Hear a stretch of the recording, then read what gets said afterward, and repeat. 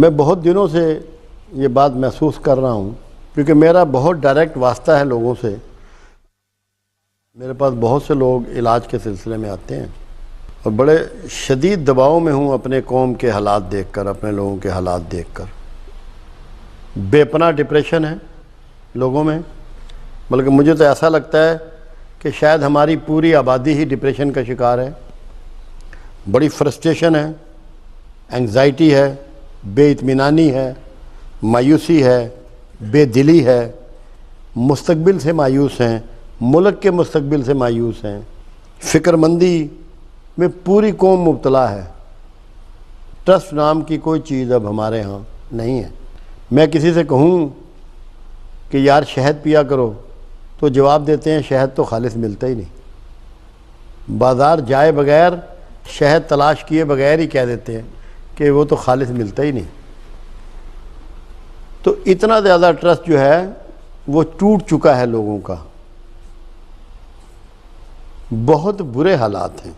اس میں جسمانی عوارض ہیں، نفسیاتی مسائل ہیں، معاشرتی مسائل ہیں، معاشی مسائل ہیں. بہت زیادہ ہیپیٹائٹس پھیل گیا ہے، ABC. کینسر بہت پھیل گیا ہے، شوگر بہت عام ہو گئی ہے، بلڈ پریشر بے شمار ہے، کمر کی درد نے ہر ایک کو جکڑ رکھا ہے، اور شیٹیکا ہے، گردے فیلئر ہیں، ڈائلسس کی مشینیں بڑھ رہی ہیں. بے شمار مسائل کا ہم شکار ہیں. میں پیچھے مڑ کے دیکھتا ہوں، 1964 تک جا کے دیکھتا ہوں، غور کرتا ہوں، مجھے یہ سب چیزیں پیچھے نظر نہیں آ رہی. جو نئے لوگ ہیں وہ تو اس بات کو شاید نہ سمجھ پائیں گے، مگر جن کے بال سفید ہیں وہ جانتے ہیں کہ میں کیا کہہ رہا ہوں. نہ فرسٹریشن تھی، نہ ڈپریشن تھا، نہ ہیپیٹائٹس تھا، نہ اس طرح کینسر تھا، نہ اس طرح بلڈ پریشر تھا، نہ شوگر تھی، نہ گردے فیلئر تھے اس طرح، نہ برین ہیمریجز تھا اس طرح. لوگ بڑی اچھی اور صحت مند اور نفسیاتی طور پہ صحت مند اور اطمینان والی زندگیاں گزار کے دنیا سے کوچ کر گئے. کبھی ایسا ہوتا ہے کہ یہ سارے مسائل وداؤٹ ریزن ہو؟ کیا یہ ممکن ہے؟ یہ ہرگز ممکن نہیں ہے. کائنات میں کچھ ایسا نہیں ہے کہ آپ کے ذمے کچھ نہ ہو. یہ مسائل جتنے بھی ہیں یہ ہمارے اپنے پیدا کردہ ہیں. خدا نہ خواستہ اللہ ہمارا دشمن نہیں ہے کہ جس نے ہمارے لیے یہ مسائل گھڑے ہوں. اللہ نے نہیں گھڑے. اللہ تو ایک بات قرآن میں کہتا ہے، ہمیں کیا پڑی ہے کہ تمہیں عذاب کریں؟ ہم تمہیں عذاب کرنے والے نہیں ہیں. تم ہی آگ میں چھلانگ لگاتے ہو، تم ہی آگ میں کودتے ہو. اللہ تمہیں عذاب کرنے والا نہیں ہے. یہ سارے عذاب جن کو میں نے ذکر کیا ہے اللہ نے آپ پر نہیں ڈالے. یہ خود پیدا کردہ ہیں، خود خرید کردہ ہیں. کچھ اس میں دین سے متعلق باتیں ہیں، ڈھکی چھپی بات نہیں ہے. اللہ قرآن میں کہتا ہے کہ میں سود کو نابود کرتا ہوں. پھر دوسری چیز، آپ اگر اپنے ملک میں سچا تلاش کرنے کی کوشش کریں تو کیا کسی شعبہ زندگی میں سچا مل جائے گا؟ اویلیبل ہے؟ محسوس کرتے ہیں، جانتے ہیں کسی سچے کو؟ قرآن میں اللہ کہتا ہے میں جھوٹ کو نابود کرتا ہوں. اور خود رسول اللہ صلی اللہ علیہ وسلم فتح مکہ پر اپنے عصا مبارک سے بتوں کو گرا رہے تھے، اور زبان مبارک پہ کیا تھا؟ حق آ گیا اور باطل مٹ گیا. اور باطل ہے ہی مٹنے کے لیے. باطل کس کو کہتے ہیں؟ جھوٹ کو. بطل، جھوٹ، بطل، باطل. اللہ کے رسول صلی اللہ علیہ وسلم سے ایک دن پوچھا گیا، یا رسول اللہ صلی اللہ علیہ وسلم، مسلمان بزدل ہو سکتا ہے؟ فرمایا ہو سکتا ہے. مسلمان بخیل ہو سکتا ہے؟ فرمایا ہو سکتا ہے. مسلمان جھوٹا ہو سکتا ہے؟ فرمایا ہرگز نہیں. تو جو جھوٹا ہے کیا وہ مسلمان ہے؟ کیا وہ اسلام پر ہے؟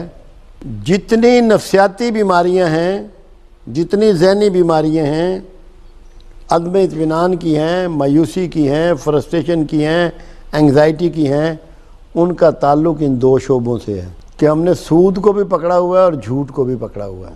آپ جو مرضی جتن کر لیں، جب تک آپ سود اور جھوٹ کو نہیں چھوڑیں گے اور پیچھے سچائی کی طرف نہیں پلٹیں گے، اپنے آپ کو ریورس گیئر نہیں لگائیں گے، آپ کی انگزائٹی اور ڈپریشن اور فرسٹریشن اور مایوسیاں اور بددلی کبھی بھی ختم نہیں ہوگی۔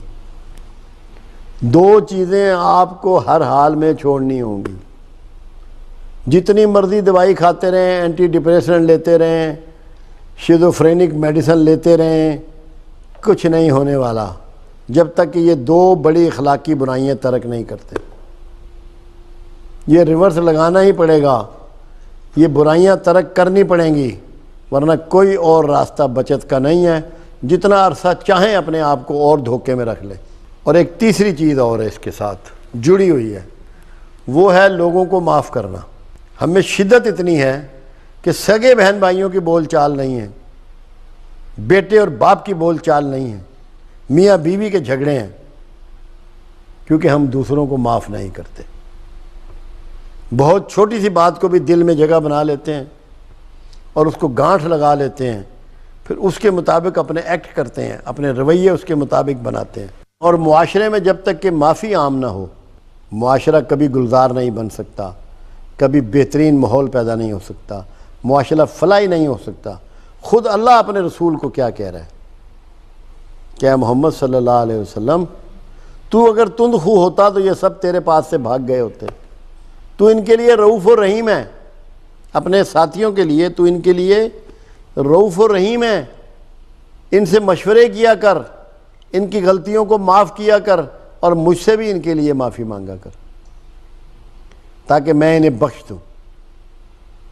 معافی کو وہاں مرکز بنایا گیا، معاشرے کو جوڑ کے رکھنے کے لیے، معاشرے میں عدل و انصاف کو قائم رکھنے کے لیے، لوگوں کو پراپر طریقے سے کام میں انوالو کرنے کے لیے، ان سے بہترین پروڈکشن لینے کے لیے ان کا معاف کرنا ضروری ہے۔ اللہ اگر آدم علیہ السلام کو معاف نہ کرتا تو 1,24,000 پیغمبر تھوڑی بھیجتا۔ معافی کی ابتدا خود پروردگار عالم نے کی۔ تو جب تک ہمارے ہاں سے معافی اڑ گئی ہے، ہم تو اگر آگے کی کوئی گاڑی رک گئی ہے تو ہارن مار مار کے پورے علاقے کو میں ایک شور مچا دیتے ہیں، ہم سے برداشت نہیں ہوتا۔ 6 لائنیں بنا دیتے ہیں ٹریفک کی سڑک پہ، اتنے بے چین ہیں ہم لوگ۔ یہ بھی سب معافی میں آتا ہے۔ ذرا سی کسی سے بھول ہو جائے، ذرا سی غلطی ہو جائے، وہ کہتے ہیں اس کی گردن اڑا دو، مار دو اس کو۔ شدت پیدا ہو گئی ہے۔ تو جب تک ہم معافی کو اڈاپٹ نہیں کریں گے اور معاف کرنے کی ٹریننگ نہیں ہوگی اور معاف کرنا نہیں سیکھیں گے تو کیا ہمارا معاشرہ گلزار بن جائے گا؟ کیا اس میں وہ رونقیں آ جائیں گی جو پہلے ہوا کرتی تھی؟ محلوں میں لوگ اکٹھے بیٹھا کرتے تھے، اب گھروں میں نہیں بیٹھتے۔ جو لوگ گاؤں کے رہنے والے ہیں وہ جانتے ہیں کہ ہر گاؤں میں جو پیپل یا بورڈ ہوتا تھا اس کے نیچے محفلیں جمع کرتی تھی، موڑے ہوتے تھے، چارپائیاں پڑی ہوتی تھی، حقے پڑے ہوتے تھے، پانی کے گھڑے پڑے ہوتے تھے، باتیں کر رہے ہوتے تھے لوگ موسیقی بات کر رہے ہوتے تھے، لوگ فنکاروں کی بات کرتے تھے، وہ ایک دوسرے کو معاف کرتے تھے۔